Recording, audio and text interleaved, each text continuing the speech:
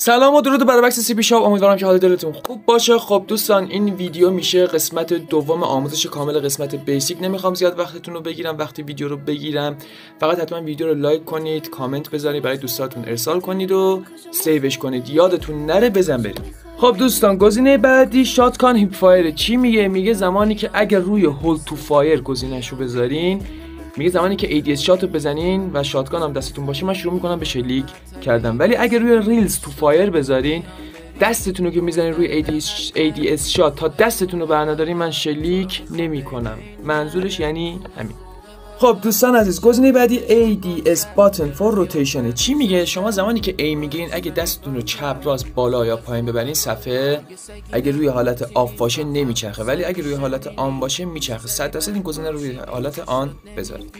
خب دوستان، گزینه بعدی one tap ADS fire. چی میگه؟ میگه زمانی که شما از گزینه ADS شات استفاده میکنید، اگر روی حالت آف باشه، زمانی که ADS شات رو میگیرین تا ایمتون تکمیل نشه شلیک نمیکنه. ولی اگه روی آن بذارین، شما زمانی که دستتون رو روی ADS شات بذارین تا قبل اینکه ایمتون بیاد بالا و تکمیل بشه شروع میکنه به شلیک کردن، که بهترین گزینه است برای فایت های نزدیک و کلوز.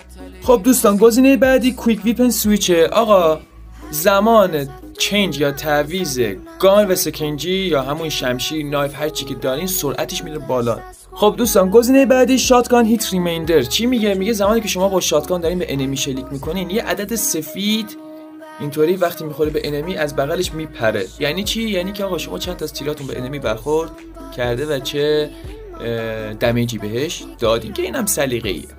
خب دوستان عزیز، گزینه بعدی وان تپ ویپن سویچ باتنه. چی میگه؟ آقا شما زمانی که این گزینه رو روشن کنید، خب یه علامت چنج توی هادتون میاد که مشخص میشه زمانی که اونو بزنید گانتون سویچ میکنه، که میگم اینم یه گزینه یه سلیقه‌ای هستش. خب دوستان، گزینه بعدی سکندری فایر مود. چی میگه؟ زمانی که این گزینه رو روشن کنید میتونید یه چیز خیلی کلو به اسم لانچر به M4 گان M4 اضافه کنید که بتونید باش نارنجک پرتاب کنید. چیز زیاد خاصی نیست، فقط برای نوباس همین. خب دوستان، گزینه بعدی موویبل جویستیک. حتما روی گزینه دیفالت باشه که جویستیکتون سر جای خودش بمونه و تکون نخوره. خب گزینه بعدی بال ادکشن ویپن پری اینپوت. چی میگه؟ گانه تکتیکتون میشه رگباری. آقا میبینین یارو توی مولتی بتل داره میزنتتون رگباری، این گزینه است. حتما روی آن یا آف بزنید هر جو که دوست دارید. خب دوستان عزیز، گزینه بعدی ADS که 4 تا حالت داره. بابا این دیگه چیز واقعا شخصیه دیگه. برید حالتاشو چک کنید برای ADS، ببینید با کدومش راحت‌تر هست.